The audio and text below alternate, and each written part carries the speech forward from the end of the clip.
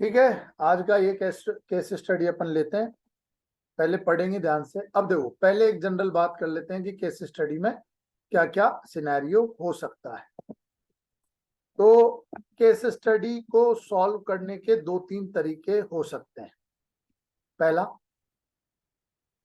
ठीक है, case study को सॉल्व करने के दो तीन तरीके हो सकते हैं। पहला कि हम केस स्टडी पढ़ें, ठीक है, एक जनरल रीडिंग लगाएं और उसको पढ़ के एक आइडिया लें कि भाई इस तरह की केस स्टडी है, और फिर क्वेश्चंस को हम देखें। ठीक, ये है। दूसरा तरीका हो सकता है कि हम पहले क्वेश्चंस पढ़ लें, ठीक है, प्रश्न पढ़ के और फिर रीडिंग लगाएं, तो हम मतलब वहां रिलेट करते जाएंगे कि ये चीजें इंपॉर्टेंट है क्योंकि सवाल में आई थी, और उसी समय सोच लेंगे कि ऐसा ऐसा अपन को करना है। ठीक है, तो ये एक तीसरा तरीका, दूसरा तरीका है। तीसरा तरीका जो अभी मैंने कुछ कॉपीज में देखा और अभी कुछ लोग अपनाने लगे हैं, वो है कि जैसे हम केस स्टडी पढ़ रहे हैं तब ही कुछ कुछ पॉइंट हम उसी पेपर में जो केस स्टडी जहां लिखी है, जैसे मान लो ये लाइन लिखी, ये लाइन लिखी, ये लाइन लिखी, ये लाइन लिखी, तो जैसे मान लो यहाँ कुछ बात है तो यही कुछ ऐसे रफ टाइप ही कुछ कुछ नोट कर लिया कि यार ये मुद्दे हैं, ये मुद्दे हैं, ये मुद्दे हैं, ऐसा है ना, ऐसा नोट करते जाते हैं। और वहीं कुछ अंडरलाइन, कुछ गोले और ये सब, मतलब एक वर्कआउट करते गए। ठीक है, तो ये भी एक तरीका है। ये लास्ट वाला तरीका थोड़ा सा मतलब प्रभावी या अलग क्यों है, क्योंकि यहाँ फ्री माइंड से हम खूब सोच पा रहे हैं कि यार ये चीज किससे रिलेट हो सकती है, किससे रिलेट हो सकती है, क्या क्या मुद्दे हो सकते हैं इसमें, क्या क्या मुझे फ्री माइंड से याद आ रहा है। जैसे ही हमने क्वेश्चन पढ़ लिए, मान लो दूसरा तरीका प्रश्न वाला ना, ये वाला, जैसे ही हमने प्रश्न पढ़े तो फिर हमारे बैक ऑफ माइंड वो प्रश्न ही चलते हैं, और केस स्टडी पढ़ते समय हम उन प्रश्नों के आसपास ही चीजें ढूंढते हैं। तो फिर हमने एक माइंड को इनपुट दे दिया कि इसी तरह से काम करना है। ठीक है, तो हो सकता है उस सेकंड केस में जो ये मैंने बताया ना, ये वाला क्वेश्चंस वाला, इसमें हो सकता है बहुत ब्रॉडर व्यू ना आए। ठीक है, बहुत ऐसी चीजें हम ना सोच पाए जो उस जगह सोचनी थी और इम्पोर्टेंट थी। तो ये सेकंड वाले केस में संभावना है कि जो सामान्य तरीके से फ्री माइंड से जब हम सोचते हैं, तब आप माइक बंद कर लें प्लीज सब, है ना, तब जो चीजें आती हैं, तब जो अपन रिलेट कर पाते हैं चीजों को, तो हो सकता है वैसी चीजें उसमें ना आए। तो ये है। पहले केस में मैंने सीधा कहा है कि बहुत फास्ट रीडिंग लगानी है, सीधा उसको पढ़ लेना है और फिर प्रश्न पढ़ के फिर दोबारा से पॉइंट को को सोचना है, उन पर रिसर्च करके। तो एक तो ये तीनों तरीके हो गए, है ना। जो तरीका आपको ठीक लगे वो आप अपना सकते हो। थर्ड वाला तरीका अभ्यास से ही काम में लीजिएगा, नहीं तो इसमें दिक्कत हो सकती है। क्यों? क्योंकि इसमें टाइम कंज्यूमिंग है ना, इसमें टाइम लगेगा, क्योंकि अपन बहुत सारा यही ब्रेन स्टॉर्मिंग कर लें और फिर पता चला कि सवाल के लिए ही टाइम नहीं बचा अपने पास, तो ये दिक्कत वाली चीज है ना। तो थर्ड वाला थोड़ा सा सावधानी से आप उपयोग कीजिएगा। ठीक, ये हो गया। अब जनरल और क्या केस स्टडी के बारे में बातें हैं, ये तीन तो तरीके हो गए। केस स्टडी के बारे में और जनरल बातें ये हैं कि जैसे केस स्टडीज में हर कोई ये सोचता है कि मैं एथिकल टर्म्स का यूज करूं, ठीक है, कि मैं जो नैतिक शब्दावलियां हैं उनका मैं उपयोग करूं, जो एथिकल टर्मिनोलॉजी है उनका मैं उपयोग करूं। पर जब ये उपयोग करने लगते हैं तो काट पीट के एक जैसी ही टर्मिनोलॉजी आती है जो अपन ने केस स्टडी से पहले पूरी कॉपी में भरी है, पूरी कॉपी में वही टर्मिनोलॉजी लिखी है हमने। तो वो एक तरह से रिपीटेशन का भाव आता है। और कोई भी केस पढ़ो, है ना, कोई भी केस स्टडी आप देखें, सब में कोई सामान्य सी टर्मिनोलॉजी है जिनको लिंक कर सकते हैं, जैसे उत्तरदायित्व, जवाबदेहिता, इंटीग्रिटी, संवेदनशीलता, यह आप लगभग सभी में लिंक कर सकते हैं। कोई ऐसा मेजर इशू नहीं है कि ये इनमें लिंक नहीं कर सकते। तो एक फील ये आती है कि मैंने पूरे आंसर्स में ये चीज लिखी है, ठीक है, तो अब नया क्या लिख रहा हूँ, नई कौन सी टर्मिनोलॉजी लिख रहा हूँ। दूसरी फील ये आती है कि बार बार रिपीटेशन, है ना। जैसे ही हम केस स्टडी पढ़ते हैं तो एक दो टर्मिनोलॉजी तो होती है जो सीधी हिट करती है कि यार ये केस स्टडी इसके बारे में है, ठीक है। जैसे मान लो कोई भी हो गया, भ्रष्टाचार हो गया, पर्यावरण हो गया, ठीक है, सामाजिक उत्थान, सोशल हो गया, ठीक है, टेक्नोलॉजी बना, टेक्नोलॉजी वर्सेस एनवायरनमेंट हो गया, इस तरह का कई चीजें हैं, तो वो एकदम क्लियरिटी से दिखती है। लेकिन बाकी जो शब्दावलियां हैं, बाकी जो पॉइंट्स हैं, वो सिमिलर से ही लगने लगते हैं। तो एक अंदर से फील नहीं आती, अंदर से कॉन्फिडेंस नहीं आता कि मैं कुछ अलग लिख रहा हूं या लिख रही हूं इन केस स्टडीज को लेकर। तो वो टर्मिनोलॉजी यूज करने का दबाव, क्योंकि हम जैसे मेंटर आपको बोल देते हैं भैया टर्मिनोलॉजी यूज करना बार बार, है ना, शब्दावलियां दिखनी चाहिए, ये आंसर एथिक्स का लगना चाहिए, ठीक है, तो ये तो वो शब्दावलियां फिर अपन अनावश्यक सा यूज करते हैं। कुछ शब्दावलियों को बस उपयोग करना है इसलिए उपयोग करते हैं और वो जगह पे सुटेबिलिटी नहीं लगती। और एक जो प्रभाव आना चाहिए, भाई शब्दावली अपन क्यों यूज करते हैं, उसको प्रभावी बनाने के लिए ना, तो वो प्रभाविकता कुछ दिखती वहां पर नहीं, ठीक है, वैसी दिखती हुई नजर नहीं आती। तो एक बेमन से शब्दावलियां उपयोग करने जैसी सिचुएशन बनती, ठीक है। तो दो बातें होगी, पहली बात होगी कि हम केस स्टडी कैसे सॉल्व करें, उसके तीन तरीके हो गए। दूसरी बात होगी शब्दावलियों को लेकर दबाव रहता है, ठीक है। तीसरी बात जो इम्पोर्टेंट इन केस स्टडीज के बारे में अपन लोगों ने देखा है वो है कि हम ये सोचते हैं कि केस स्टडी जो हमारे बचपन में जो क्लास में पैराग्राफ आते थे ना इंग्लिश के, कि ये कहानी है और इनमें से ढूंढो कि राम के पिता का नाम क्या था, और ये 4 सवाल है, 5 सवाल है। अब अपन ये सोचते हैं कि केस स्टडी ये है, तो बहुत ज्यादा डिपेंडेंसी रहती है इस पैराग्राफ पर, ठीक है, कि इसमें से ही आंसर मिलेंगे। जैसे इंग्लिश में अपन लोग लिख देते थे कि राम का फादर्स नेम, ये तो as it is line copy करके यहाँ छाप देते थे। यहाँ सामान्यतः ऐसा हो रहा है एमपीपीएससी में कि इस पैराग्राफ का और इन सवालों का कोई ज्यादा लिंक नहीं, ठीक है। ऐसा ऐसा लगता है कि इस सवाल में थोड़ी सी बात कर ली बाल अपराध, मानव अधिकारों, फिर इस पैराग्राफ में बात कर ली इस तरह की, सवाल तो बिल्कुल ही अलग है। और ऐसी फील आती है जैसे जीएस के आंसर लिख रहे हैं, और इस पैराग्राफ से तो कोई आइडिया नहीं मिल रहा है, अपनी ही मेमोरी के आधार पर अपन पूरा आंसर बना रहे हैं, पूरा फ्रेम बना रहे हैं। तो इस तरह की फील आती है। तो इसमें ये भी अपन को तैयार रहना है कि ठीक है, इस पैराग्राफ से कोई ज्यादा हिंट नहीं मिलेगा, ये पैराग्राफ एक सिचुएशन बताएगा, सोचने का इनपुट देगा, वहां से फिर जो अपनी ओवरऑल लर्निंग है, जो अपना जीएस का मटेरियल है, जो अपने 4 एथिक्स की यूनिट है, उन्हीं के आधार पर हमको ये केस स्टडी सॉल्व करनी। तो ये 3 मेजर चीजें हैं, बाकी छोटी मोटी तो बहुत सारी हैं, है ना, पर ये 3 मेजर चीजें हैं जो केस स्टडी के बारे में हम देखते हैं।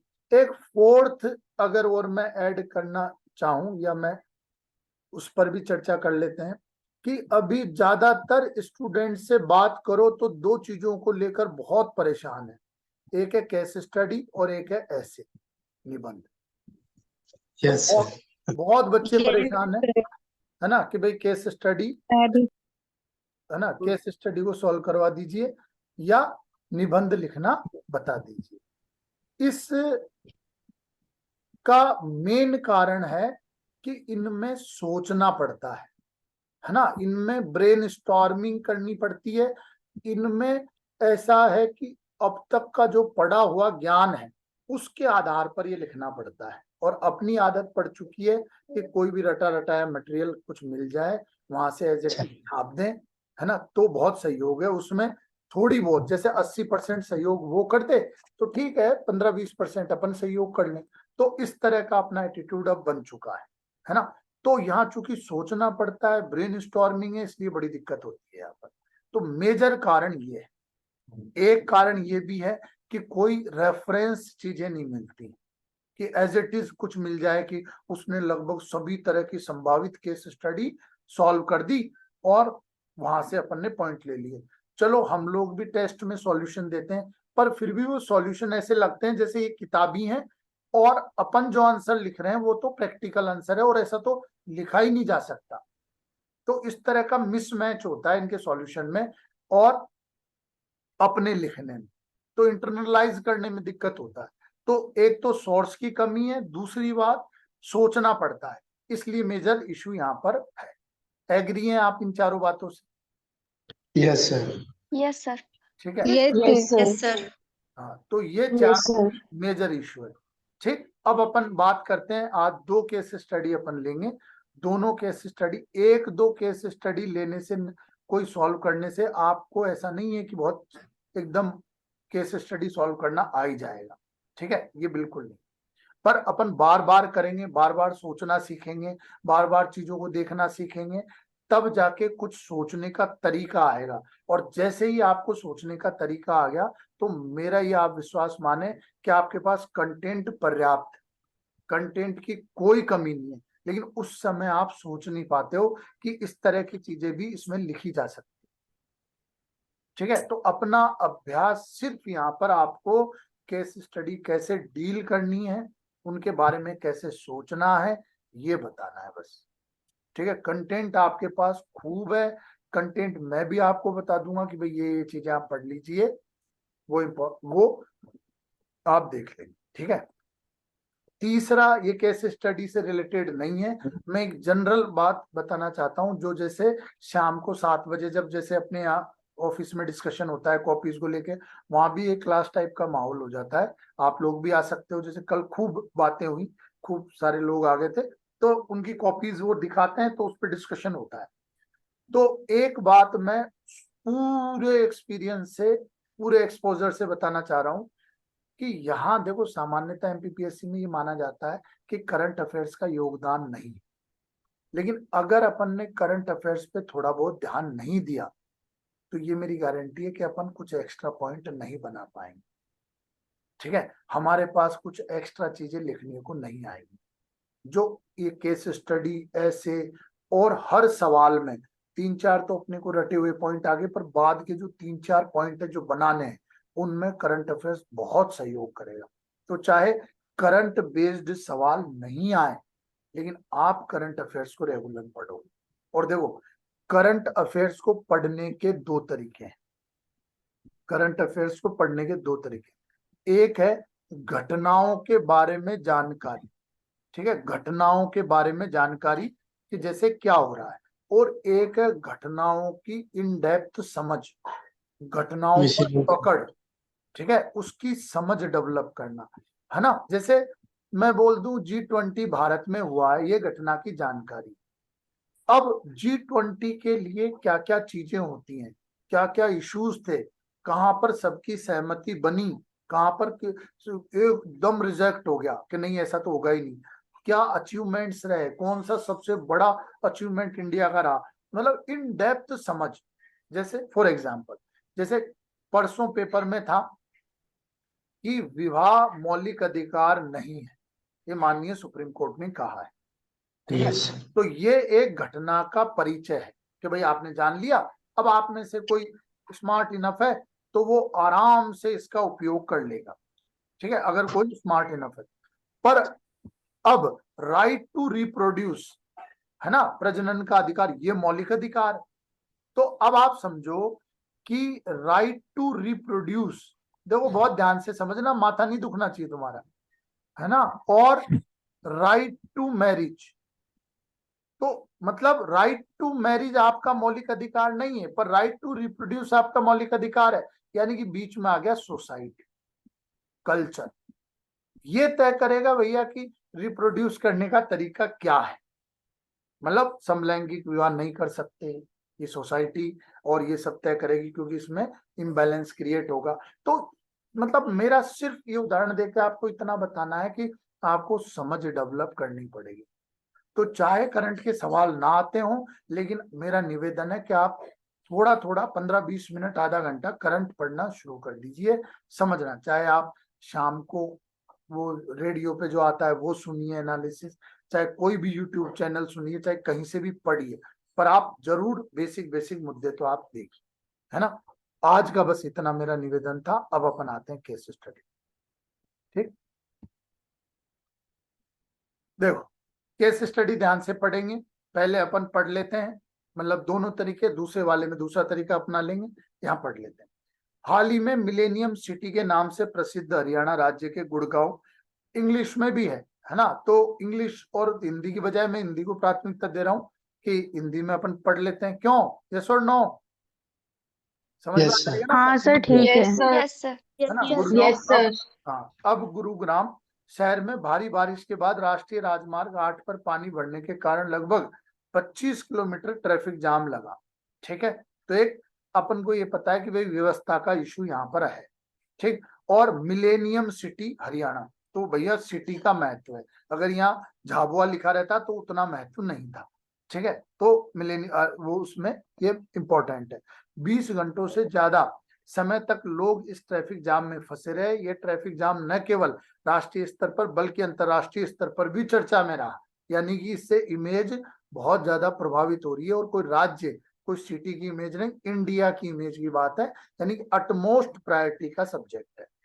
ठीक है, क्योंकि गुड़गांव में हजारों राष्ट्रीय एवं अंतर्राष्ट्रीय कंपनियों के मुख्य कार्यालय एवं बीपीओ इकाई है। इस जाम के कारण न केवल गुड़गांव और दिल्ली अपितु कई देशों की आर्थिक गतिविधियों में व्यवधान पड़ा। इस घटना ने गुड़गांव के विकास मॉडल, अब इसको अपन को ध्यान देना है, विकास मॉडल पर ही प्रश्न चिन्ह लगा दिया। अब यहाँ अपने पास ऑप्शन है कि अपन 2-3 जगह के जो अपन ने करंट में पढ़ रखे हैं या सुन रखे हैं, वहां के विकास मॉडल का रेफरेंस दे दें। जैसे तुरंत ही मेरे दिमाग में आया चंडीगढ़, है ना, कि भाई वेल प्लान्ड सिटी है ना, उस तरह का सिटी है। तो ये यहाँ पर इस तरह की चीजें अपन सोच सकते। आधारभूत संरचना की कमी तथा जल निकासी के कुप्रबंधन के कारण NH8 पर जल भराव हुआ और यह जाम लगा।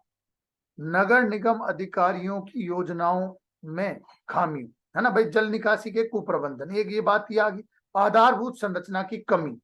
ठीक, तो ये दोनों चीजें ये बता देती हैं कि अपन को कहां पर फोकस करना है, किसको किसके मूल्यों की बात करनी है, किसको जिम्मेदार बनाना है, कहां पर अपन को निगरानी करनी है।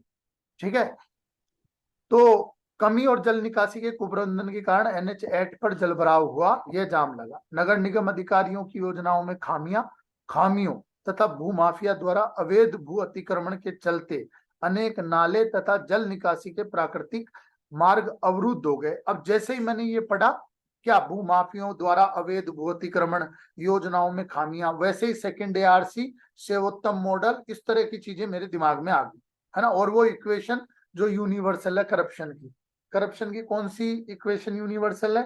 कि करप्शन की वो वाली इक्वेशन कि एकाधिकार प्लस विवेकाधीन शक्तियां माइनस जवाबदेहिता बराबर भ्रष्टाचार, discretionary power plus monopoly minus accountability is equal to corruption. ठीक है, तो ये चीज वहां पर आ गई। तो इस तरह की चीजें मतलब अपने दिमाग में, मैं तुमको इसलिए क्यों सोचता जा रहा हूं कि भाई किस तरह से थॉट प्रोसेस होता है। भाई मेरा मतलब यहाँ समयबद्ध तरीके से लिखने का नहीं है, मैं आपको पूरा प्रोसेस समझा रहा हूँ कि भाई किस तरीके से चीजें अपने पास आती जाती हैं और किस तरह से दिमाग चलता है। ठीक है, जल निकासी के प्राकृतिक मार्ग अवरुद्ध हो गए। इसी कारण प्राकृतिक मार्ग बहुत इंपॉर्टेंट है, नेचुरल ड्रेनेज जो थे वो इंपॉर्टेंट है। और मेरे अब जैसे ये पढ़ते, अब चूंकि भाई हमको करंट अफेयर्स इन सबका एक्सपोजर है, एक घटना मैंने कई बार बताई है, एक कंपैरिजन आया था बेंगलुरु के बारे में कि 70 के दशक में वहां लगभग 15,000 तालाब, है ना, दलदल झीलें ये थी, और अब भूमाफियाओं ने सब खत्म कर दिया। तो कुछ कुछ 100-200 के आसपास वो बच गए, सबको फ्लैट करके और सबको भर दिया भूमाफियाओं ने। तो वो इशू ऐसा आया था कि आपको ये पता होगा कि डे 0 घोषित होने की कगार पे था बेंगलुरु। डे 0 मतलब जहां पर पानी खत्म हो जाए, नल में पानी, है ना। जैसे अफ्रीका का वो सिटी डे 0 फर्स्ट सिटी था वर्ल्ड का, फिर अपना चेन्नई कगार पे था, बेंगलुरु कगार पे था। तो उन्होंने क्या कारण दिया था कि भैया यहाँ पर दलदल ही खत्म हो गए हैं, और दलदल इतने इफेक्टिव तरीका है रिचार्ज करने का क्योंकि वहां पर मिट्टी इतनी स्ट्रांग होती नहीं है, तो बहुत छन छन के पानी रिचार्ज होता है। तो वो उन्होंने उस संदर्भ में यह आंकड़ा दिया था।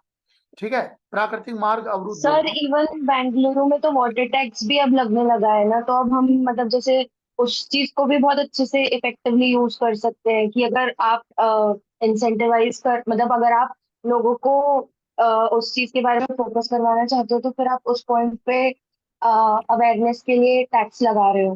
हाँ, तो जैसे ही फाइनेंशियली कंसर्न आ जाएंगे, लोग ध्यान देने लगेंगे उस पर, है ना, यही चाह रहे हैं ना अपन। यस सर, वही वही एंगल है। बिल्कुल। तो अब जैसे मतलब अपन सिर्फ ये बात करें, जैसे आपको ये इंसिडेंट या देख के वो चीज याद आई, तो इस तरह से पॉइंट्स आने चाहिए, एग्जांपल्स आने चाहिए केस स्टडी को पढ़ते समय। ठीक है, वो इस तरह की चीज, और ये सब कॉमन चीजें हैं, मतलब ऐसा नहीं कि मैं बहुत कोई डीप में चीजें बता रहा हूँ, खूब चर्चा में थी। ठीक है, तो अपन कहाँ पर थे, प्राकृतिक मार्ग अवरुद्ध हो गए, इसी कारण जल मार्ग पर आ गया। भाई जल भराव की क्या दशा है। ठीक है, जल मार्ग पर आ गया, ट्रैफिक जाम की दूसरी ये तस्वीर। अब देखो, पहली तस्वीर इसने बता दी कि प्राकृतिक मार्ग अवरुद्ध हो गए, है ना, और जल किस पर आ गया, हाईवे पर आ गया। अब जैसे ही मुझसे कभी बाद में सॉल्यूशन पूछेंगे या पूछेंगे, तो पहला पॉइंट ये आना चाहिए कि भैया मुझे वहां की टोपोग्राफी देखते हुए, वहां का ड्रेनेज पैटर्न देखते हुए, वहां की हिस्टोरिकल ड्रेनेज पैटर्न देखते हुए मुझे वो चीजें जल्दी से क्लियर करानी है, ताकि प्राकृतिक जो नेचुरल फ्लो है वाटर का, वो चोक ना हो। तो ये अपन ज्योग्राफी का इनपुट लेकर यहाँ पर ये चीजें बता सकते हैं कि भाई स्लोप किधर है, ड्रेनेज किधर है ना, किस तरह का फ्लो पैटर्न है। तो शब्दावलियां मिल गई ना अपन को, नहीं तो अपन शब्दावलियां ही नहीं लिख पाएंगे भाई। की टर्मिनोलॉजी का बहुत महत्व होता है इसमें। तो ये चीज अपन यहाँ से ले सकते हैं। ट्रैफिक जाम की दूसरी ये तस्वीर है, इसमें बच्चे कि फंसे बच्चों, बूढ़ों में और महिलाओं की स्थिति बहुत खराब हो गई है इस अव्यवस्था के बीच। अब मतलब जैसे ही बच्चे, बूढ़े और महिलाएं आ गई, तो सेंसिटिविटी के इशू आ गए, है ना, इमोशनल इंटेलिजेंस आ गया, इमरजेंसी का सेंस आ गया। ठीक है, और एक लास्ट माइल या जो वनरेबिलिटी आ गई, कि सुभेद्यता की वो आ गई, क्या क्रम आ गया। भाई जैसे ये ग्रुप ऐसे ही है ना, कि जो वनरेबल है, अगर थोड़ी बहुत दिक्कत हुई तो इनको बड़ी दिक्कत, ज्यादा दिक्कत हो जाती है, वृद्धों को, बच्चों को, दे आर डिपेंड, है ना, डिपेंडेंट है दूसरों पर। तो इस तरह से, है ना, तो ये वाले इश्यूज आ गए यहाँ पर, की स्थिति बहुत खराब हो गई। इस अव्यवस्था के बीच जाम में फंसे लोगों ने रोटी और पानी के लिए मजबूरी में 10 गुना से ज्यादा कीमत चुकाई। अब देखो, ये प्रोफेशनल एथिक्स की बात आ गई है, कि लोग संकट के समय, ठीक है, कि उनकी सहायता करें अच्छे से। जैसे अपन देखते हैं, मतलब जैसे राजस्थान वाले एरिया में स्पेशली हम लोग देखते हैं कि गर्मियों में कहीं जहाँ प्लेटफॉर्म ट्रेन रुकती है, तो कई संस्थाएं काम करती है कि वो ठंडा पानी सप्लाई कर रही है, शुद्ध पानी, है ना, और फ्री में सप्लाई कर रही है। कई लोग ऐसे खूब बांटते रहते हैं, तो वो वाली चीजें। अब यहाँ पर तो उसको अपॉर्चुनिटी, तो अवसरवादिता टर्मिनोलॉजी आ गई, प्रोफेशनल एथिक्स आ गया। ठीक है, फिर और अगर अपन सोचे ना, तो जैसे as a DM, as a प्रशासन की दृष्टि से, तो रासुका वाली चीजें आ गई। तो कईयों ने यहाँ पर जो ये चला था ना कोविड का सिचुएशन, उसमें जिन्होंने इस तरह की अवसरवादिता या इस तरह का जो दुरुपयोग किया था, उन पर खूब रासुका लगी है। तो ये अपने मतलब, ये मैं टर्मिनोलॉजी क्यों बोल पा रहा हूँ, क्योंकि एक एक्सपोजर है, एक अपन ने करंट अफेयर्स और इन सब गतिविधियों को ध्यान से अपन पढ़ते हैं, देखते हैं। तो ये आपको टर्मिनोलॉजी देगी या आपको पॉइंट्स देगी। एग्री और not. Sir yes sir. Essential commodity का भी बोल सकते हैं ना, उसमें हाँ, आप ऐसे इमरजेंसी में नहीं बेच सकते हो। बिल्कुल बिल्कुल बोल सकते हैं, बहुत बढ़िया, बिल्कुल बोल सकते हैं। ठीक है, बहुत ही बढ़िया।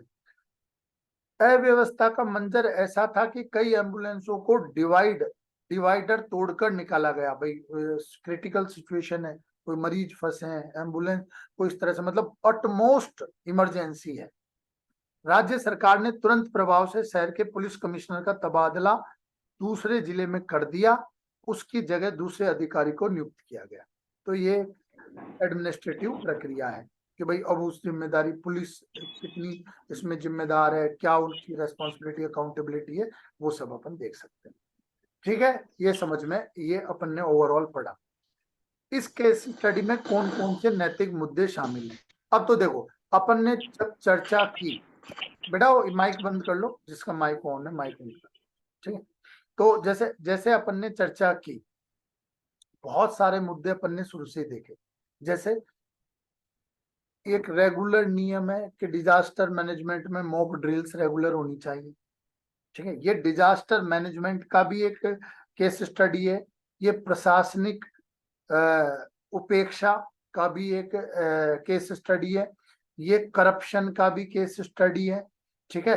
ये एक रेस्पॉन्सिवनेस कि मतलब जब जब एक आपातकाल की स्थिति हुई तब कैसे रिएक्ट करेगा, कैसे प्रिपेयर्डनेस वाली सिचुएशन रहेगी। जैसे आपने वो डिजास्टर मैनेजमेंट का एक ग्राफ, वो एक फेमस डायग्राम देखा होगा, जिसमें यहाँ डिजास्टर मैनेजमेंट लिखा रहता है और बाकी कई सारे स्टेप्स लिखे रहते हैं। यस और नो?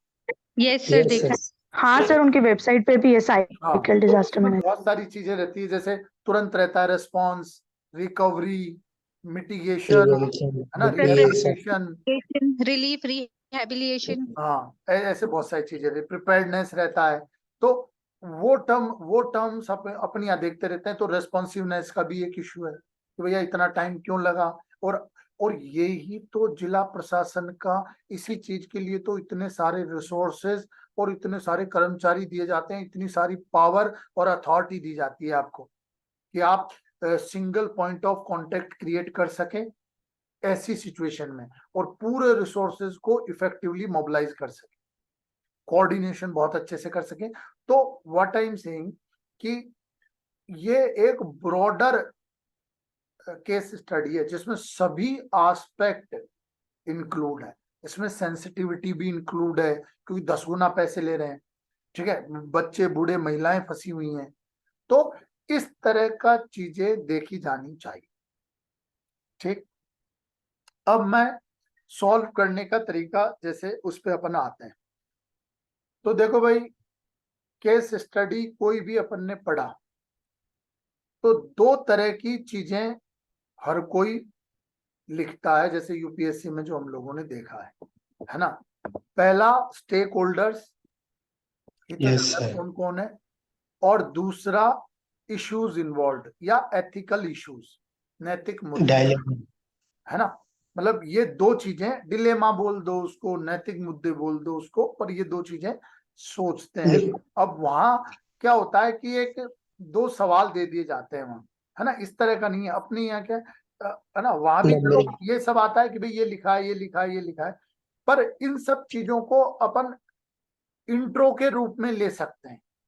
जैसे क्या है, सवाल लिखा, फिक्स पेज है, सवाल लिखा, फिक्स पेज है, तो खाली जगह तो है ही नहीं, तो अपन कहाँ जनरल फंडे दें।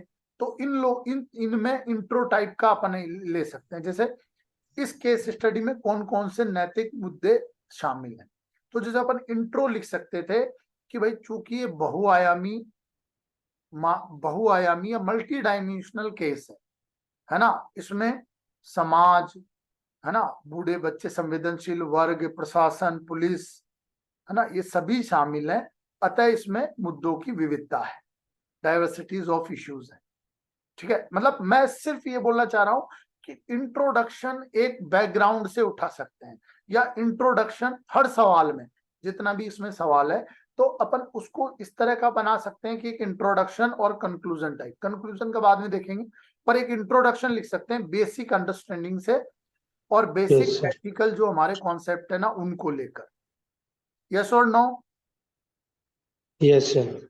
जी सर। है ना। तो उसमें अपन ये ले सकते हैं। तो यहाँ अपन हम ये लिख सकते हैं कि भाई इसमें ऐसी विविधता है और ये मुद्दे इन्वॉल्व है, ठीक। यस। नैतिक मुद्दे अपन ने डिस्कस कर ही लिए, इसका अपन देख लेते हैं। जैसे इन्होंने बोला भ्रष्टाचार है, इमरजेंसी में बिहेवियर है ना, आपकी कर्तव्य निष्ठता है, ठीक है, आपकी ड्यूटीफुलनेस कैसी है, आप कितने कमिटेड हैं वो है, ठीक है।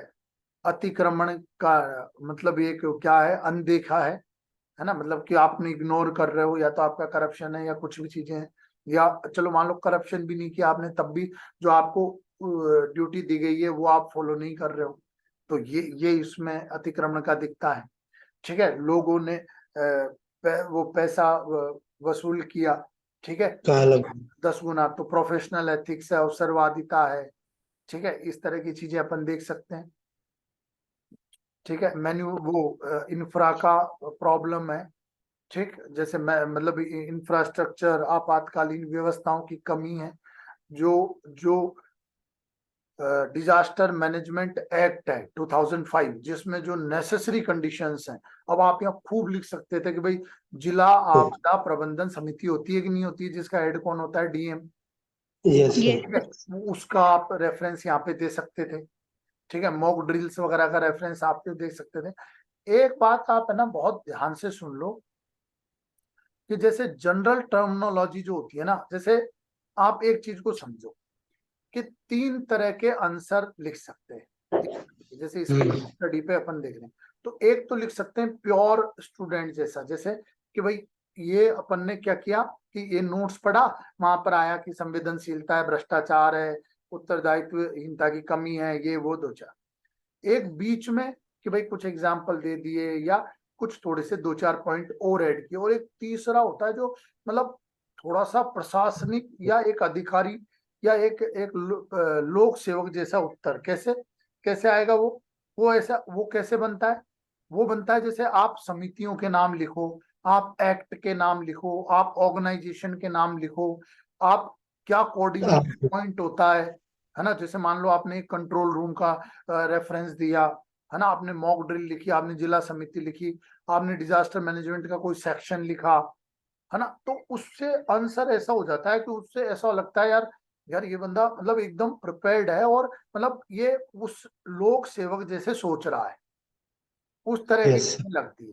तो वो मोर मार्क्स फेचिंग है भाई, उसमें ज्यादा नंबर तो मिलते हैं। अब इशू ये है कि सर मतलब पहले तो फिर भी सिलेबस में एक्ट थे, तो धाराएं वाराएं याद रह जाती थी, पर अब कैसे धाराएं और चीजें याद करें। फिर भी अपन बहुत डेप्थ में न जाकर जनरल तो अपन याद कर सकते हैं। जनरल क्या है, डिजास्टर मैनेजमेंट एक्ट जनरल है, ये विविधता वाले हैं, एनवायरनमेंट से रिलेटेड जितने भी ये बाल अपराध और इस तरह के महिलाएं हैं, ठीक है, ये सब जनरल चीजें हैं, तो ये अपन बिल्कुल कर सकते हैं। इनके कुछ कुछ 4-5 अपन चीजें कर सकते हैं, और वो धाराएं एग्जाम्पल सेक्शंस लिख के रख सकते हैं। मैंने कई बार क्लास में बोला है कि आप एक डायरी बनाएं या फैक्ट शीट बनाएं, उस फैक्ट शीट में इस तरह के एग्जाम्पल जहां भी आ रहा है, जैसा भी मिल रहा है, वो आप नोट डाउन करें, और एग्जाम पहले टेस्ट से पहले उसको पढ़ के जाएं, और फिर ऐसे टेस्ट में अभ्यास हो जाएगा उसको पढ़ के देने का, फिर एग्जाम में उसको पढ़ के जाएं। ठीक है, तो उससे एक एक वो आती है क्या, एक ऑथेंटिसिटी आती है आंसर में। क्लियर है ये वाला, कौन कौन से मुद्दे शामिल हैं, इस पे कोई डिस्कशन करना है अपन को, जल्दी बताओ जल्दी। क्लियर है सर। क्लियर है सर। ठीक है, सर ऐसे हेडिंग बना के भी लिख सकते हैं, administrative issues, political issues, voice social voice issues. Clear नहीं है आपकी वॉइस ऑडिबल नहीं। सर ऐसे इशू बना के मतलब हेडिंग बना के भी लिख सकते हैं क्या, मॉरल इश्यूज, सोशल बिल्कुल इश्यूज, इन्वायरमेंटल इश्यूज। बिल्कुल लिख सकते हैं, कोई दिक्कत नहीं, कोई भी दिक्कत कहीं। अब देखो यदि आप शहर के जिलाधिकारी, हाँ एक मेरी सलाह ये है कि आप है ना पूरे सवाल एक साथ पढ़ लें पहले, ऐसा नहीं एक एक का आंसर दे रहे हैं, पूरे सवाल एक साथ पढ़ लें, क्योंकि हो सकता है कि जो पीछे लिखना था वो आप पहले ही लिख दें और फिर वो रिपीटेशन हो, तो आप पूरे सवाल एक साथ पढ़ें। ठीक है कि भाई अपने और फिर हम अ, अपने कंटेंट को क्लासिफाइड करें कि यार ये कंटेंट इसमें, ये कंटेंट इसमें, ये कंटेंट इसमें। नहीं तो हो सकता है एक में ही पूरे डायमेंशन डाल दिए तो रिपीटेशन ही रिपीटेशन चल रहा है पूरा। तो इस चीज का आप ध्यान दें। यदि आप शहर के जिलाधिकारी होते तो ऐसी स्थिति में क्या क्या कदम उठाते, ऐसी स्थिति से निपटने के लिए एक सिविल सेवक में कौन कौन से गुण होने चाहिए, और मान लीजिए आप नवयुवक पुलिस कमिश्नर हैं, तो ऐसी स्थिति में आप कौन कौन से कदम उठाएंगे, और आधुनिक शहरों में जल भराव की समस्या के प्रमुख कारण क्या है। तो ये सवाल है। ठीक है, तो जिलाधिकारी, यदि आप शहर के जिलाधिकारी होते तो ऐसी स्थिति में क्या क्या कदम आप उठाते। ठीक है, जिला अधिकारी और बाद में था पुलिस नियुक्त। तो दोनों को हमको थोड़ा सेपरेट करके लिखना पड़ेगा। जिला अधिकारी का क्या भाई, development issues, law and order भी ठीक है भाई, वो पुलिस कमिश्नर का काम है, पर थोड़ा बहुत इन्वॉल्वमेंट तो उनका है। फिर वनरेबल ग्रुप्स की, फिर तुरंत फिर कोऑर्डिनेशन पॉइंट, कंट्रोल, सब चीजों पे रिसोर्सेस को मोबिलाइज कराना, ठीक है, वस्तु स्थिति की तुरंत निगरानी, जो एकदम ऐसे हॉट स्पॉट्स या ऐसी इमरजेंसी वाली चीजों को आइडेंटिफाई करना जो तुरंत उनका समाधान करना है, जैसे एम्बुलेंस और ये सब, ठीक है, वो सब चीजें उसकी है ना। फिर सही चीजों को नियुक्त करना, एनजीओज और इन सब का काम में लेना। तो जैसे अपन देखते हैं कि कदम क्या क्या उठाते हैं भाई, ऐसे सवाल आते ही आते हैं कि आप क्या कदम उठाओगे, आप इस स्थिति में रहोगे। तो कदम में एक तो होता है कि आइडेंटिफाई ऑफ थिंग्स, कि हम पहचान करें मुद्दों की, और वो करें क्रम से। एकदम इमरजेंसी वाले मुद्दे, जो मान लो कहीं आग लगी है, बाढ़ आ गई है, तो पहले तो आग को बुझाना, बाढ़ से लोगों को बचाना या उसके प्रिवेंटिव मेजर्स लेना, ठीक है। कहीं पर कोई बीमार है या एकदम मतलब गंभीर स्थिति में, तो उनको तुरंत इलाज करना, पहुंचाना। मतलब पहली प्राथमिकता है जीवन की रक्षा, और दूसरी प्राथमिकता है प्रोटेक्शन ऑफ प्रॉपर्टी, ठीक है। तो protection of life and protection of property, ये प्रायोरिटी में है, ठीक है। और फिर तीसरी प्रायोरिटी आती है कि लॉ एंड ऑर्डर मेंटेन रखना, और फिर चौथी प्रायोरिटी में अगर अपन देखें तो चीजों को नॉर्मलाइज करने का प्रयास करना। अगर मोटा मोटा अपन देखें, इनमें बहुत सारे बीच में पॉइंट्स हैं, वो अपन सोच सकते हैं बाद में, पर अगर मोटा मोटा देखें तो ये 3-4 चीजें आती है। यस और नो, समझ में आया? ठीक है। Yes sir. तो अब जिला अधिकारी होते तो आप क्या करते? ठीक, तो देखो, जिला अधिकारी होते तो वही वाला पॉइंट कि पहले तो अगर अपन अब इसमें देखें तो क्या चीज के कारण पूरी सिचुएशन बनी हुई है भाई, जल भराव, ड्रेनेज अच्छा नहीं है। है ना, ड्रेनेज अच्छा नहीं है, ड्रेनेज चौक हो चुका है, ठीक। तो अभी तो क्या करना है, ये सब तो बाद की बातें हैं कि वहां प्लास्टिक फंसी है, कचरा फंसा है, अतिक्रमण किया, ये सब तो बाद की बातें हैं। अभी क्या करना है अपन को कि उस पानी को कैसे ना कैसे निकालें, ये अपने को अभी सॉल्व करना है। तो क्या तरीका हो सकता है? एक तो उसी ने बोला था प्राकृतिक मार्ग अवरुद्ध हो गए हैं, जो अपन ने देखा, तो अपन पॉसिबिलिटी देखेंगे, क्योंकि नेचुरल ड्रेनेज को अगर अपन ने क्लियर कर दिया तो पानी अपने आप ही जाएगा, उसमें अपने को एफर्ट लगाने की जरूरत नहीं है, क्योंकि वो सदियों से, वर्षों से, इतने हजारों सालों से वो पैटर्न बना है। तो वो एक देख सकते हैं। अगर मान लो नेचुरल जो ड्रेनेज है उसमें क्या क्या इश्यू आ सकते हैं कि अतिक्रमण हो सकता है, तो अतिक्रमण में भी इस तरह की चीजें कि कुछ हटाई जा सकती हो, कोई दीवार बना रखी हो, है ना, कोई बाउंड्री वॉल हो, कोई रोड हो, तो जैसे जेसीबी एसीबी से करके उनको निकाल दिया जाए, ये तो पॉसिबिलिटी है ना। और मकान वकान या बहुत बड़ी बिल्डिंग तो हटा नहीं सकते, यस और नो, ठीक है। Yes sir. तो यस सर। हम उस चीजों को पहले देखेंगे। अब मान लो कि जल निकासी नहीं हो रही है नेचुरल पैटर्न और उन सब से, तो आर्टिफिशियल तरीके या फोर्सफुली वाटर ड्रेनेज अपन कर सकते हैं। फोर्सफुली में क्या हो गया भाई, पंप सेट और ये सब लगा सकते हैं, कैसे ना कैसे पानी को पंप आउट कर सकते हैं अगर पॉसिबिलिटी है तो पहला तो ये हो गया। दूसरा तरीका हो गया, सर, हाँ जी बेटा, इस पॉइंट को मैंने ऐसे मेंशन किया था कि जैसे फर्स्ट पॉइंट लिखा clearing the roads with utmost priority with, और फिर उसके नीचे सब पॉइंट्स लिखे कि ए में मशीनरी, बी में जो अवेलेबल मैन पावर है वहां पे उसके साथ, क्योंकि जाम की स्थिति है तो और लोगों को हम वहां पे कैसे लेके आए। फिर तीसरा लिखा है सर कि जो fast redressal to ambulances in emergency, और फिर चौथा लिखा है कि availability of doctor and paramedics to the highway as soon as possible. Good good. तो सर ये प्रायोरिटी ऑर्डर मतलब ठीक है ना, कि इसके बजाय कुछ और भी लिख सकती थी मैं? चेक करते हैं ना। तो देखो, अब जैसे अपन ने वाटर ड्रेनेज पहले डिस्कस किया, तो कोई हो सकता है वाटर ड्रेनेज से पहले जो मरीज हैं, जो इमरजेंसी में वहां फंसे हुए हैं, उन पर ध्यान दे सकता है। मतलब बिल्कुल ये पॉइंट भी आ सकता है, कोई दिक्कत नहीं है। मतलब दोनों पॉइंट पहले पॉइंट हो सकते हैं, क्योंकि वाटर वाला भी इसलिए प्रभावी है कि अगर वो निकल गया तो सब निकल ही गए, है ना। मरीज वाला ऐसा है कि भैया वो तो जीवन की बात है। तो जैसे अब वो अगर हम वहां जो क्रिटिकल है, वनरेबल है, वो लोग फंसे हुए हैं, उनको हम अगर हम निकालना चाहें तो क्या हो सकता है?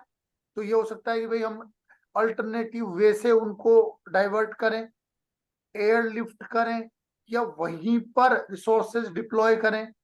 रिसोर्सेज डिप्लॉय मतलब जैसे आपने कहा डॉक्टर, पैरामेडिकल, दवाइयां, ये सब, ठीक। तो कैसे ना कैसे करके उनके जीवन को बचाना, ठीक है। तो ये व्यवस्था हम कर सकते हैं वहां पर।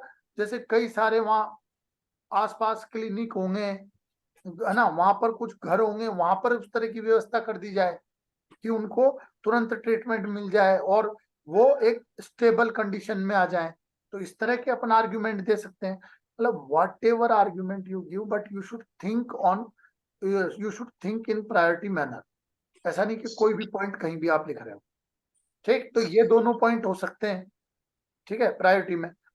तीसरी बात, जैसे एक एग्जाम्पल था, मैंने कल भी बच्चों को बताया था, मुंबई का या पता नहीं कहाँ का था, अभी तो मैं भूल गया, कि उन्होंने क्या किया कि जैसे चीजों को वो करके क्या चीज, जैसे रोड फंसी हुई थी, है ना, रोड में थोड़ी बहुत पॉसिबिलिटी देख दिखाई, मतलब एक टीम को वैसे लगाया कि यार भैया कैसे भी गाड़ियों को इधर उधर शिफ्ट करके एक वे आउट करो कि भाई थोड़ा बहुत अगर मिल जाए तो जो छोटी छोटी एम्बुलेंस चली जाए वहां से, है ना, या लोग चले जाएं, इस तरह की चीजें, तो कैसे उसको निकाला जाए, ठीक है। फिर ग्रीन कॉरिडोर। हाँ, मतलब हाँ, कैसे भी गाड़ियों को पुश करके थोड़ा बहुत आगे पीछे करके एक छोटी वाहन के लिए, या मान लो इस तरह का कि वो जो एक इलेक्ट्रिक रिक्शा टाइप होता है जो छोटा होता है, जहाँ लोगों को ले जाया जा सकता है, उस तरह का एयरलिफ्ट भी एक तरीका है। मतलब किसी ने किया था ऐसा, किसी एसपी ने, तो वो बहुत ही मतलब प्रशंसा में, मतलब प्रेज किया गया था उसको कि उसने वहां से चीजों को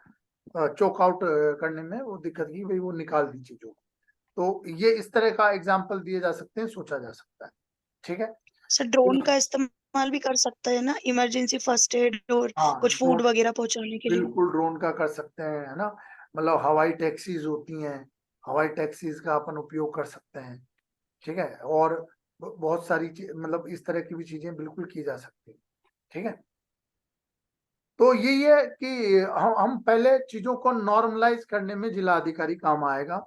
वहां पर जो संगठन है, एनजीओज हैं, है ना, वहाँ जो जो हेल्पिंग एलिमेंट्स है, सेल्फ हेल्प ग्रुप्स हैं, उनको एक्टिवेट कर सकता है जिलाधिकारी। क्यों?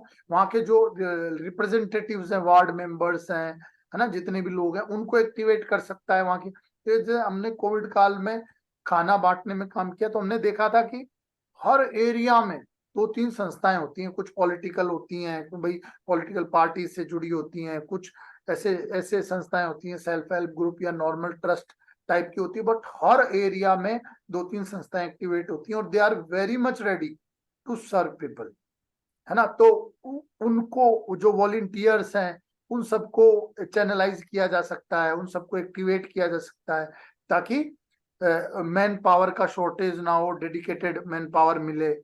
हाँ, बाइक एम्बुलेंस बिल्कुल, अल्टरनेटिव ट्रांसपोर्टेशन अपन कर सकते हैं, अल्टरनेटिव रूट की बात कर सकते हैं। जैसे भाई ऐसा तो होता ही नहीं है कि गलियां वलियां खूब होती हैं, है ना, तो गलियों वगैरह से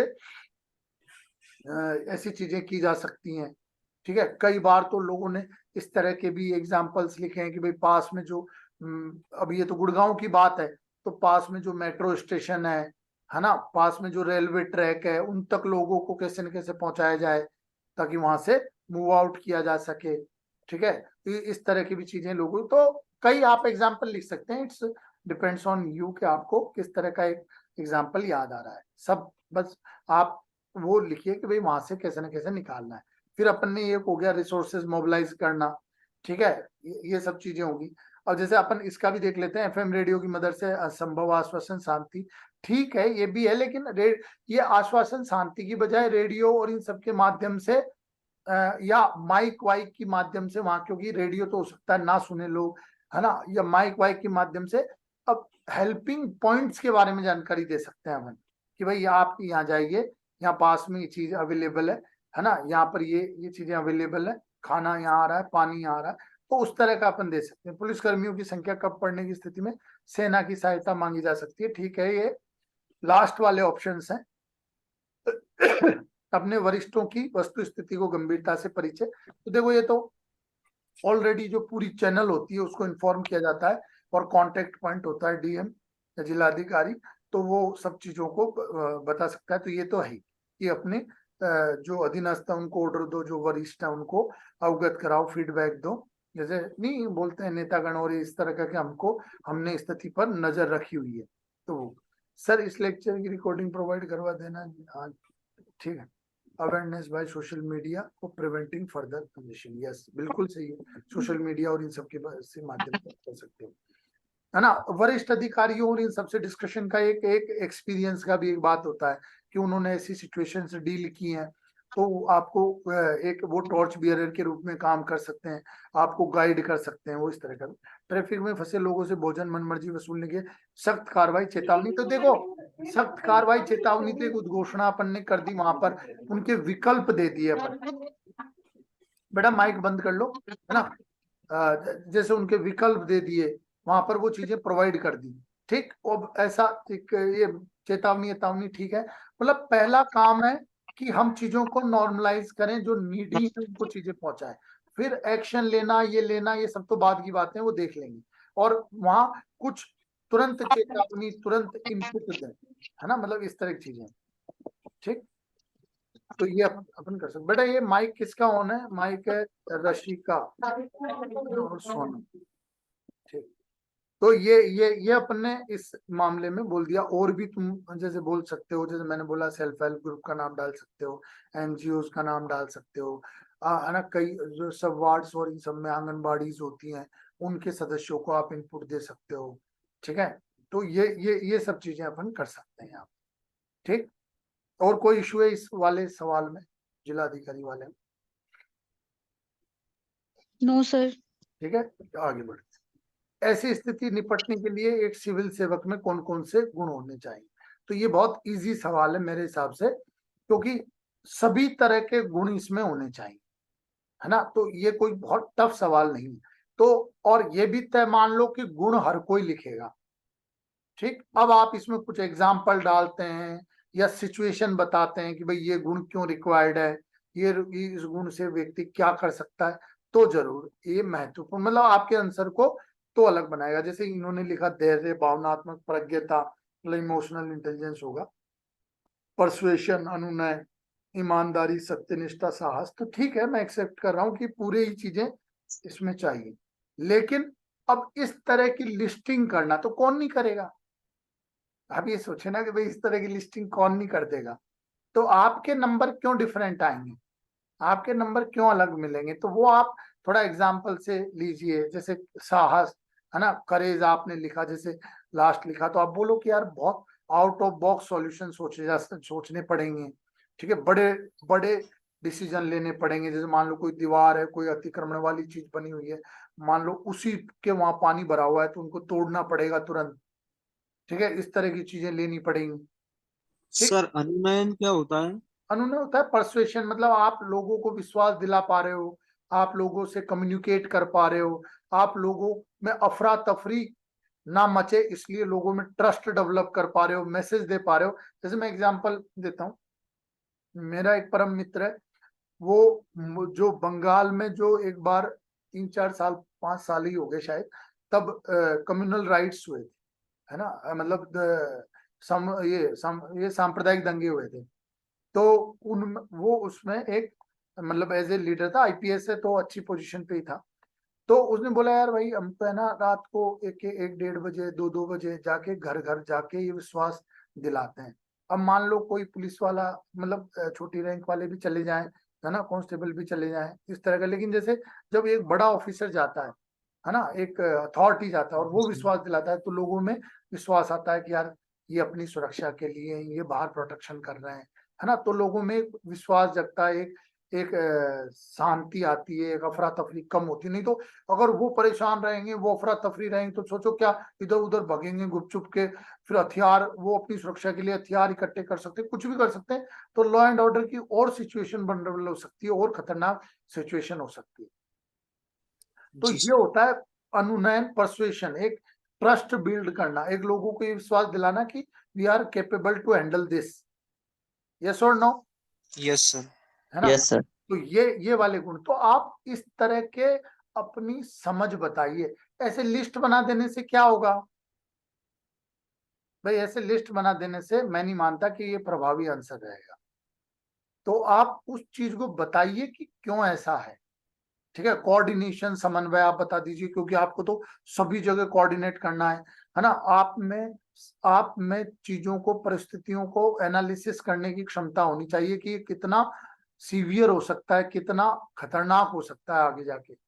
भाई आपको हर चीजें कंसिडर करनी पड़ेगी, आप कंसिडर करनी पड़ेगी। हो सकता है और बारिश हो जाए, ठीक, हो सकता है कि मतलब लोगों में अफरा तफरी मच जाए, ठीक, हो सकता है कहीं कुछ नदी से या किसी बांध को खोलना पड़े और पानी आ जाए। इस तरह की सिचुएशन भी एक्सेप्ट आपको एज्यूम करके काम करना पड़ेगा। तो मेरा इसमें यही निवेदन है कि आप इसको इलोबरेट कीजिए। ठीक है, आप इसको समझाइए लिस्टिंग करने की बजाय। प्रबोधन, सर पहले हेडिंग डालेंगे फिर उसका उदाहरण लिखेंगे, हाँ आराम से, या आप पॉइंट वाइज लिख सकते हैं, या फिर यहाँ पॉइंट आप है ना आराम से विस्तार से लिख सकते हैं। क्योंकि देखो वो एक पेज आता है तो वो वैसे ही भरने में लाले पड़ जाते हैं। मानते हो नहीं मानते हो? सर पूरा सर पेज सर मतलब मुझे एक डाउट है। बोलो बेटा। सर जैसे ये जो स्पेसिफिक क्वेश्चन है, जैसे तो इसमें मैंने ऊपर थोड़ा सा इंट्रोडक्शन दिया है और फिर उसके बाद मैंने 13 पॉइंट्स लिखे हैं और उनको भी मतलब थोड़ा थोड़ा एक्सप्लेन किया है। तो मुझे ये रिमार्क मिला है कि marks have been deducted due to exceeding word limit. तो सर मतलब इसमें भी वर्ड लिमिट तो ऐसा मेंशन है कि आप 100 वर्ड्स में लिख सकते हो पर्टिकुलर आंसर। तो देखिए, मतलब क्या उसका अप्रोच होना चाहिए कि आपको उसको पूरा फिल करना है या नहीं करना है, मतलब पूरे स्पेस को। दो दो पॉइंट है आपके इसमें। पहला पॉइंट तो मैं क्लियर बता दूं, आज तक मैंने तो एग्जांपल नहीं देखा कि ज्यादा लिखने पे नंबर कट रहे हैं। जैसे 10 वर्ड होते हैं 3 मार्कर में, कोई नहीं लिख पाएगा। ठीक है, तो ज्यादा, क्योंकि ये समझा जाता है कि यार बच्चा अगर यहाँ ज्यादा लिख रहा है तो पीछे वो कहीं ना कहीं उसने आंसर छोड़ा है, उसने कोई ना कोई सवाल छोड़ा है। ठीक है, तो ये तो अपने आप ही अंडरस्टूड है कि आपको ही वर्ड लिमिट मेंटेन करनी पड़ेगी। और मैंने कई एग्जांपल ऐसे देखे हैं जिनकी वर्ड लिमिट लिखने की क्षमता बहुत ज्यादा है, वो बहुत लिख पाते हैं अच्छे से, स्पीड से, उनके नंबर भी आए हैं, ये उनकी प्लस है। पर अब मैं आता हूं, तो यानी कि वर्ड ज्यादा लिखने पर कोई नंबर वहां डिडक्शन नहीं होता है। यहाँ उनको इंस्ट्रक्ट किया गया है, और वो बहुत अच्छी चीज है कि वो आपको इंस्ट्रक्ट कर रहे हैं कि अगर आप एक ही सवाल में इतने सारे वर्ड लिख देंगे तो आपके नंबर में कोई ज्यादा इजाफा नहीं होगा, लेकिन आप कहीं ना कहीं इसका भुगतान करेंगे। ठीक है, आपने बहुत, भाई ये मान लो 5 नंबर का है फॉर एग्जाम्पल, 5 नंबर में क्या है ना मतलब जनरल सवाल आपने अच्छा ठीक ठाक लिख दिया 2.5 नंबर, आपने बहुत अच्छा लिख दिया 3 3.5 नंबर आ जाएंगे। भाई एक ने ठीक लिखा, एवरेज लिखा, 3 नंबर आ गए, आपने पूरा ज्ञान उड़ेल दिया, 3.5 आ गए, बस क्या हो गया, लेकिन आपने उसके बदौलत कहीं और बहुत समय खो दिया। ठीक है, तो एक तो ये है ना, ये मैं कतई एडवाइज नहीं करूंगा कि आप इतने पॉइंट लिखें। दूसरा महत्वपूर्ण चीज है, जैसे मैं 5 मार्कर में ये पॉइंट खूब बोलता हूं कि यार आप डायमेंशन खोलिए, मतलब आप अलग अलग बात कीजिए, है ना, एक ही बात को इलॉबरेट मत कीजिए। जैसे मान ले, जैसे अपन ने इसमें धैर्य लिखा तो धैर्य पे 4-5 लाइन लिख दी, नहीं, है ना। भावनात्मक प्रज्ञता लिखी, इमोशनल इंटेलिजेंस, उसी पे 4-5 लिख दी और सिर्फ 4 पॉइंट लिखे। 5 मार्कर में जीएस के सवालों की बात कर रहा हूँ, जीएस के सवालों की, या इसमें जो पहले 5 मार्कर है ना, या इसमें जो 20 मार्कर है उसमें मैं बात कर रहा हूँ। 20 की भी मैं नहीं कर रहा, 5 मार्कर की कर रहा हूँ, एथिक्स के और जीएस के। वहां डायमेंशन खोलिए आप। मैं 5 मार्कर में क्लियर बोलता हूँ कि आप है ना कम से कम 6 पॉइंट तो लिखिए, ताकि वो आधा नंबर कंसिडर करके आपको 3 नंबर दे पाए। इसमें मैं आपको बिल्कुल ये बोलूंगा कि आप ज्यादा पॉइंट लिखने की बजाय 4 पॉइंट लिख के उनमें समझ शक्ति बताइए, आपकी अंडरस्टैंडिंग बताइए कि व्हाई दिस आर्ग्यूमेंट। ठीक है, जैसे मान लो आपने इसमें 4-5 गुण बताए, फिर उनको लॉजिक, उनके आर्ग्यूमेंट्स लिखिए। बहुत अच्छा लगता है, क्योंकि एथिक्स सब्जेक्ट ऐसा है जिसमें आप खुद के एक्सपीरियंस बताएंगे, खुद की समझ बताएंगे, तो बहुत अच्छे नंबर आएंगे। तो इसमें नीड वो है, ठीक है, वो नीड है यहाँ कि आपने इसमें 13 पॉइंट्स लिख दिए, 13 पॉइंट्स बना दिए, 13 डायमेंशन खोल दी, तो बहुत ज्यादा हो गया है। मतलब जैसे मैं आयोग का आपको बता देता हूँ, एक मेरे परिचित हैं, पहले जब जब वो नहीं आता था ना फिक्स एरिया, तब उन्होंने 6 मार्कर में 1857 की क्रांति के 18 कारण लिखे थे 6 मार्कर में। नंबर तो 6 में से 2.5 आए थे।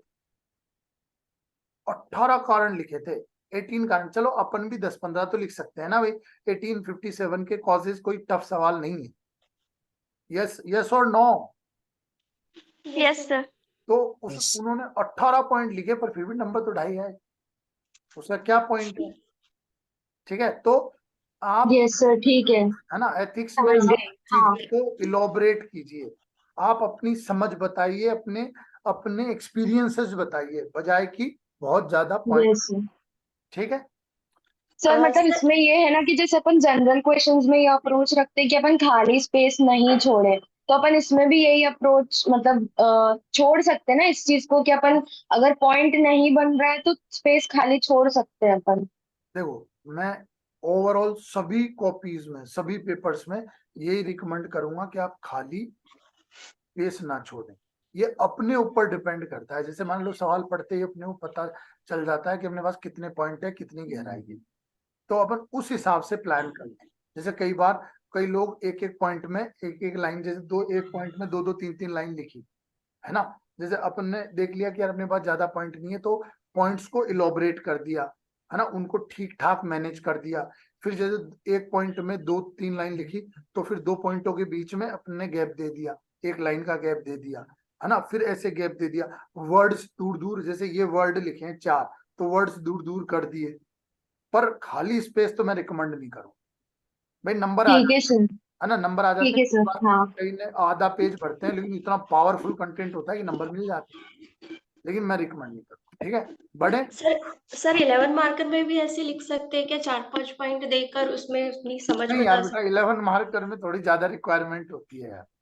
और फिर डिपेंड्स ऑन क्वेश्चन। मान ले अभी वो आ गया था क्या, क्वांटम कंप्यूटर और ये सभी आया, एंट्रोपी जी। एंट्रोपी, तो कहीं से लाइन पॉइंट, है ना।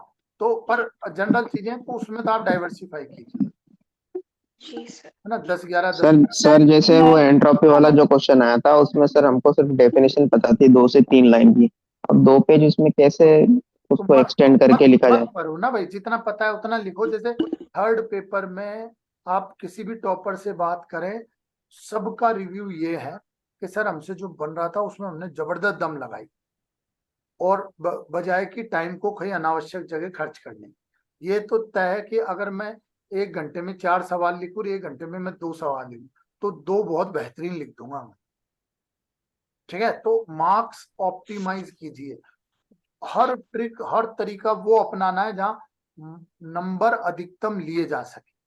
और वो 4 सवाल करने पर भी नंबर मेरे मान ले 20 में से 5 आ रहे हैं, और वो 2 लिखने पर भी मेरे 20 में से 8 आ गए, तो 8 वाले 2 वाले ठीक है ना भाई। तो आप मार्क्स ऑप्टिमम कीजिए, मार्क्स मैक्सिमाइज कीजिए।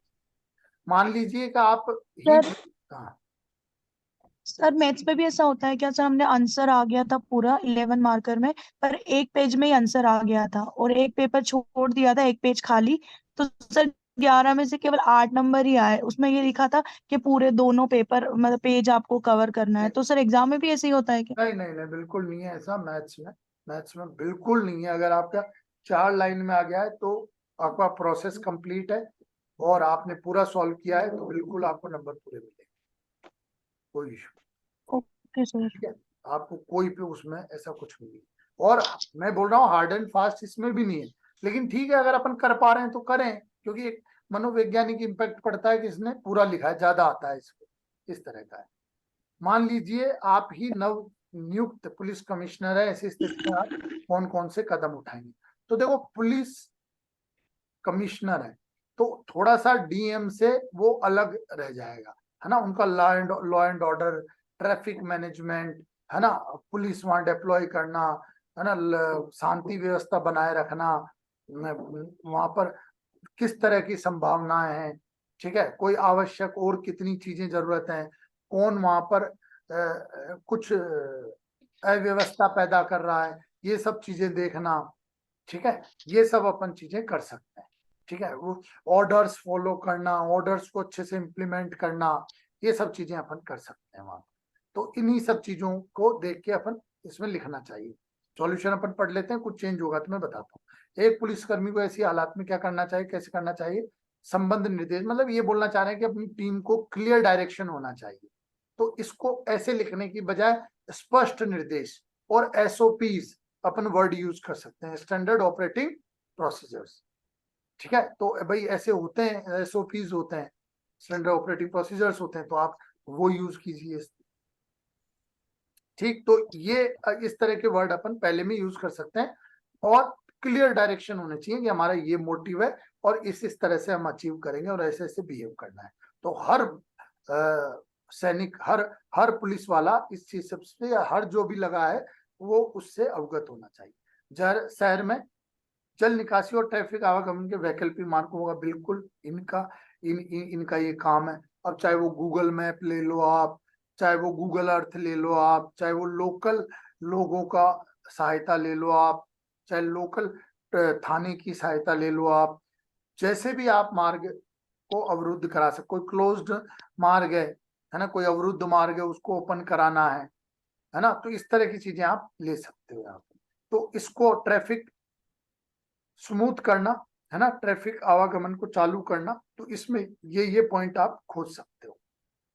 आप जो ट्रैफिक मैनेजमेंट ऐप है वो रहती है ज्यादातर सभी के में, वो आप निर्देश दे सकते हो, सोशल मीडिया का उपयोग कर सकते हो कि भाई ये रास्ते आप चूज कीजिए, है ना। फिर जैसे ही कोई रास्ता होता है तो वहां जबरदस्त लोग आगे पीछे भगते हैं और गाड़ियां फंसा देते हैं, तो उसको रेगुलेट करना कि भाई जो भी रास्ता अवेलेबल है वो ना चौक हो जाए, है ना, वो ना ऐसा मतलब उसमें ना वाहन फंस जाए, उसमें ना कुछ ऐसी परिस्थिति बन जाए, उस तरह की चीजें आप देख सकते हैं, ठीक है। ट्रैफिक की वास्तविक स्थिति पता करने के ऐप जारी करना। अब देखो यार, ये बड़ा अजीब सा है कि आप 2-3 घंटे में, एक दिन में कैसे ऐप जारी कर देंगे।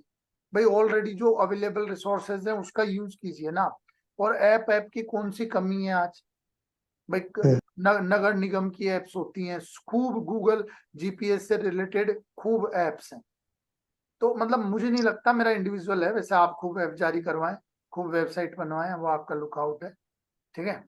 पर मैं ये रिकमेंड नहीं करूंगा कि आप इस तरह के पॉइंट आप लिखें। भविष्य में ट्रैफिक अवरुद्ध होने की पूर्व जानकारी, देखो यार ये मामला ही थोड़ा कंटेम्पररी है। जैसे मैं बताना भूल गया पहले वाले में भी कि हम 2 तरह के इसमें स्टेप ले सकते हैं, एक तो तुरंत वाले और एक दीर्घकालीन। मतलब एक तो तुरंत क्या लेना है और एक लॉन्ग टर्म में, अपने को शॉर्ट टर्म लॉन्ग टर्म में हम डिवाइड कर सकते हैं। बट लॉन्ग टर्म में कोई ज्यादा पॉइंट नहीं लिखने, शॉर्ट टर्म सिचुएशन है यहाँ पर। भाई पूरी केस स्टडी इस पर डिपेंड करती है कि आप ये जो जाम है, जो यहाँ पर जो सिचुएशन बनी है, इसको कैसे रिजॉल्व कर रहे हो। अगर आपने इसमें 50-50 लिख दिया तो मैं उस आंसर को इफेक्टिव नहीं मानता हूँ कि आपने 5 पॉइंट शॉर्ट टर्म और 5 पॉइंट लॉन्ग टर्म, तो मेरे हिसाब से ठीक नहीं है। हाँ, आप 8 पॉइंट शॉर्ट टर्म लिखिए, अच्छे से एनालिसिस कीजिए शॉर्ट टर्म का, लॉन्ग टर्म में आप 2-3 सजेशन दे दीजिए, दैट इज एक्सेप्टेबल, ठीक है। तो ये आप इसमें लिख सकते हैं। पुलिस की छवि को नागरिक मित्र की तरह प्रस्तुत करना। अब यार ये जनरल फंडे हैं, है ना, मतलब ये फंडे हैं कि भाई उस समय क्या नागरिक मित्र और किस तरह का। भाई आप, ये लॉन्ग टर्म है, ठीक है, और लॉन्ग टर्म तो अब क्या सुधार दोगे आप, एक दिन पहले चंदा मांगने, रिश्वत मांगने, है ना, ये सब करते रहो तो एक दिन ही अब उसमें कैसे आप ये कर लोगे सब, ठीक है। तो वो सब चीजें आप ना लिखे, सिचुएशन को रियल में समझे आप, ठीक है। आप उसमें लिखें कि भाई कोऑर्डिनेशन करेंगे जनता के साथ, जनता को विश्वास दिलाएंगे कि मतलब चीजें रिजॉल्व हो जाएंगी, वहां जो वॉलंटियर्स ग्रुप है ना, उनको हम देखेंगे, तो ये सब चीजें अपन बोल सकते हैं। इस संदर्भ में राज्य सरकार या केंद्र सरकार को भविष्य में बेहतर, तो वो लॉन्ग टर्म की चीजें होंगी, ठीक है, लॉन्ग टर्म में आप देख सकते हैं। आधुनिक शहरों में जल भराव सर वो हेल्पलाइन भी तो एक इशू कर सकते हैं ना, टोल फ्री उस हाँ समय पे, बिल्कुल, अगर कोऑर्डिनेशन के बिल्कुल लिए। बिल्कुल हेल्पलाइन, और कोई नंबर आप बिल्कुल दे सकते हो, कोई व्हाट्सएप नंबर आप दे सकते हो, कहीं पर कोई सिचुएशन ऐसे क्रिटिकल हो रही है तो लोग वीडियो अपलोड कर दें, है ना, और उस तरह की चीजें आप इंश्योर करें कि कम्युनिकेशन लाइन चलती रहे, इंटरनेट है ना, फोन्स है वहाँ के जो टेलीकम्युनिकेशन कंपनीज हैं उनसे आप टच में रहें। ठीक है, तो इस तरह का कंट्रोल रूम आप बिल्कुल डेवलप कर सकते हो, नो इश्यू अबाउट दैट। फिर यहाँ पर वैकल्पिक संचार की बात कर सकते हो आप। ठीक है, अपन पढ़ते हैं ना एम रेडियोज एंड ऑल, तो वैकल्पिक संचार की आप बात कर सकते हो कि भाई मान लो किसी जगह कोई व्यक्ति का लाइट नहीं आ रही है, लाइट चली गई है, मोबाइल चार्ज नहीं हो रहे हैं, है ना, तो इस तरह का वो हो सकता है। ठीक है, और ऐसी सिचुएशन में भाई अपराध भी कई बार हो जाते हैं, जैसे ये भी अपराधी के 10 गुना कीमत पे बेचा जा रहा है, कई बार चोरी डकैती जैसी चीजें हो जाती हैं, है ना, कि भाई मौके का फायदा, जो अफरा तफरी मची, लोग घर से निकलने लगे, घर खाली हैं, तो उस तरह की भी सिचुएशन बन जाती है, तो आप वो भी आप देख सकते हो। सीसीटीवीज का आप उल्लेख कर सकते हो, क्योंकि झाबुआ तो है नहीं, गुड़गांव है, तो वहां पर ऑब्वियसली होगी वहां पर सीसीटीवीज वगैरह। ड्रोन सर्विलेंस की आप बात कर सकते हो। यस।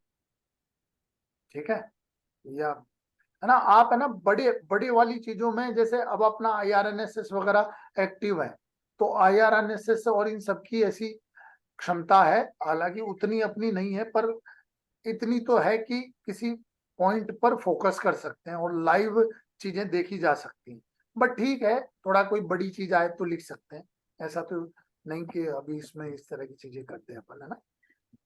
आए अपन आधुनिक सर जैसे एक हाँ, जल भराव सर करें बात। जैसे एक सवाल था डीएम वाले में भी और इस वाले में भी, एसपी वाले में भी, कि उसमें लिखा हुआ है किसी स्टडी में कि एमएनसी कंपनियां हैं वहां पे बहुत सारी, जी जी बिल्कुल।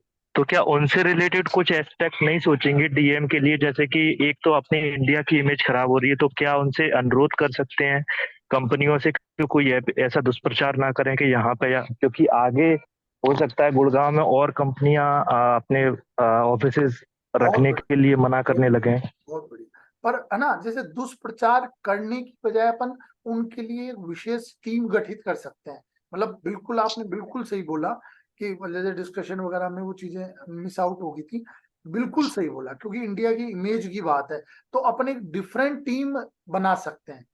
भाई गुड़गांव बहुत very close to Delhi also, है ना, तो जैसे विदेश मंत्रालय और इन सबसे अपन संपर्क करके एक डेलीगेशन बना सकते हैं जो उन कंपनियों को विश्वास दिलाए, उन कंपनियों के लिए स्पेशल एफर्ट लगाएं, जैसे इलेक्ट्रिसिटी का कंटिन्यूटी, उनके लिए वाटर, उनके लिए फूड। भाई देखो, इक्वलिटी ऑफ लॉ ये सब चीजें हैं, लेकिन भाई वो एक अपनी राष्ट्र की छवि से संबंधित चीजें हैं। जो कई बार अपन नहीं बोलते कि भाई जैसे मान लो ताज पर अटैक हुआ था तो इसमें इतने विदेशी नागरिक भी थे, तो क्यों विदेशी नागरिक को फोकस करते हैं? क्योंकि वो छवि की बात है।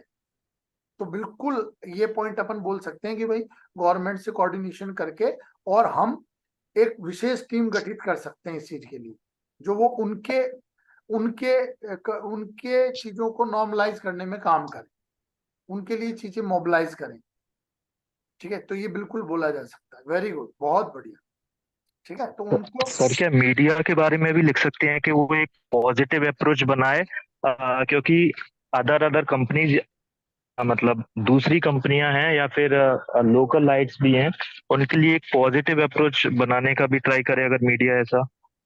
बिल्कुल दीर्घ सोशल मीडिया की अपन ने बात की है, और मीडिया को इन्वॉल्व कर सकते हैं। भाई मीडिया एक टूल के रूप में भी काम करेगा अपने को चीजें बताने में, वस्तु स्थिति बताने में, क्योंकि सर वो उस विदेशी सिचुएशन से भी रिलेटेड है, और एक छवि उसमें मेंशन है केस स्टडी में कि कहीं ना कहीं ये छवि को और विकास मॉडल पे भी प्रश्न चिन्ह उठ रहे हैं। तो जो दीर्घकालिक उपाय थे उसमें भी मेंशन कर सकते हैं क्या सर कि जितनी भी विकास का मॉडल जो चुना गया था उसकी एक बार और समीक्षा करने का निर्देश देंगे, या फिर उसके लिए टीम गठित कर देंगे? बिल्कुल लास्ट वाले पॉइंट में। हाँ बिल्कुल बोल सकते हैं, और ये भी बोल सकते हैं कि जैसे अभी जो लास्ट वाला पॉइंट है जल भराव, तो इसमें एक स्टॉर्म ड्रेनेज करके आता है ना। स्टॉर्म ड्रेनेज एक व्यवस्था बनाई जाती है जो चेन्नई बाढ़ और मुंबई बाढ़ में बहुत चर्चा में रहा था, कि भाई विशेष तरह के एक पाइपलाइन बिछाई जाती है जो बादल फटना या बाढ़ की स्थिति में काम करते हैं, तो वो अपन बोल सकते हैं।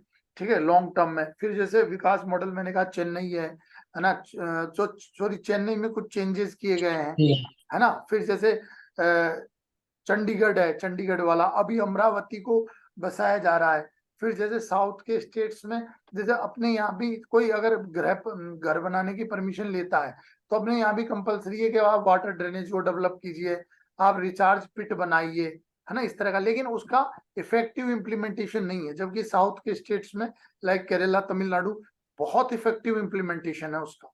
कि भाई जैसे घर जो है, जैसे ये घर है तो घर पर ही एक रिचार्ज पिट या शॉक पिट डेवलप की गई है जो वहां के पानी को एब्जॉर्ब कर लेती है, क्योंकि कंक्रीट सरफेस है, कंक्रीट सरफेस की वजह से पूरा पानी एक साथ बहकर आता है, ठीक है। और वो पानी एक साथ बहकर आता है तो वाटर लॉगिंग और इन सब की सिचुएशन डेवलप होती है।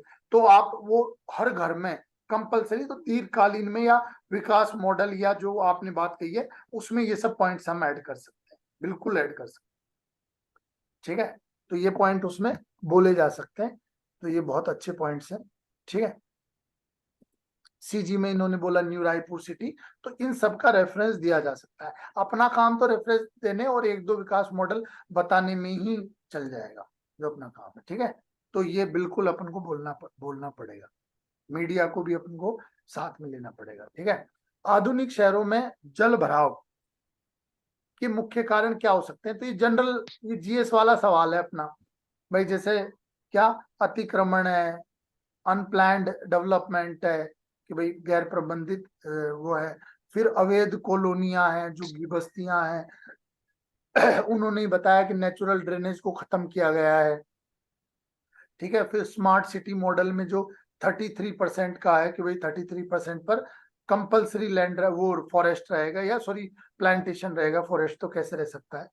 हाँ, कंपनी से बात करके वर्क फ्रॉम होम के लिए बोल सकते हैं, हाँ बिल्कुल। और एक पॉइंट मैंने सोचा था वो मैं भूल गया उस समय, कि भाई उन्होंने ये भी बोला है कि आर्थिक कैपिटल है ना, इकोनॉमिक कैपिटल है, तो बहुत जल्दी से चीजें नॉर्मलाइज की जाएं, आर्थिक गतिविधियां बहुत लंबी ना अटकें, ये भी अपने को यहाँ पर देखना है। उसमें बहुत सारी चीजें, एसेंशियल कमोडिटीज हैं, वाटर है, इलेक्ट्रिसिटी है, फूड है, सिक्योरिटी है ना, सुरक्षा है, इंटरनेट है ना, ये सब चीजें इंश्योर करें अपन, ताकि उनका इकोनॉमिक एक्टिविटीज कंटिन्यूस चलती रहे। तो ये भी अपने को यहाँ पर बोलना चाहिए।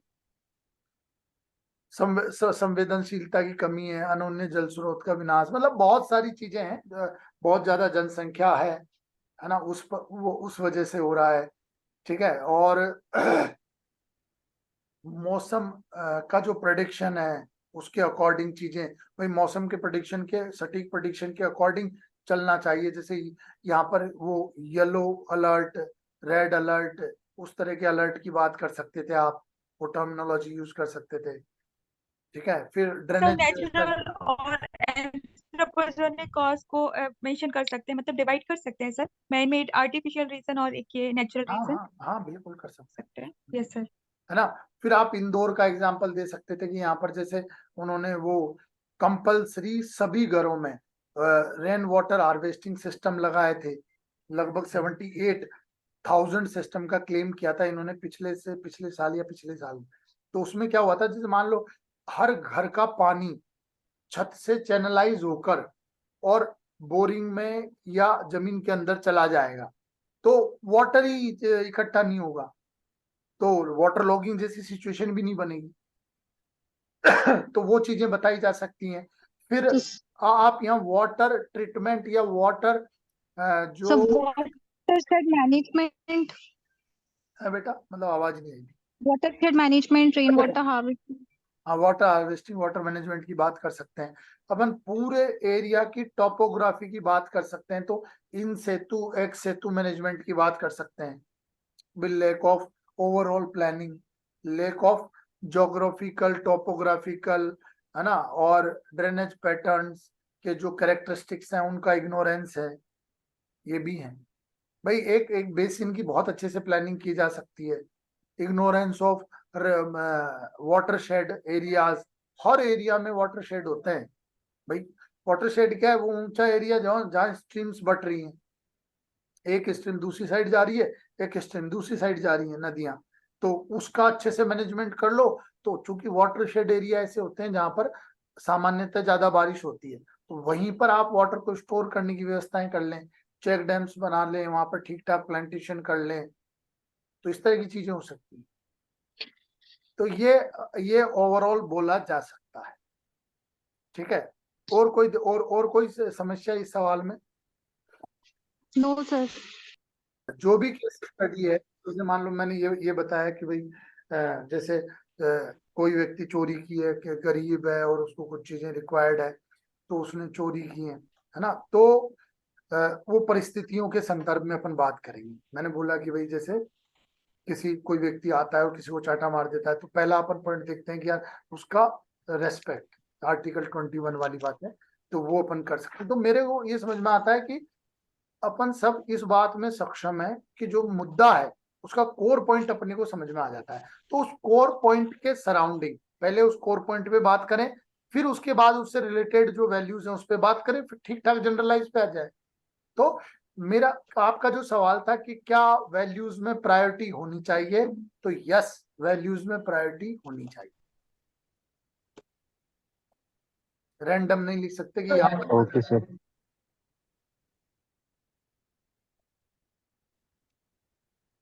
बताएं, पूछे बेटा। सर रिकॉर्डेड मिल जाएगा क्या सर वीडियो? Recorded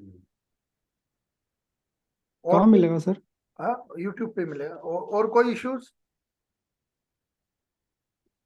no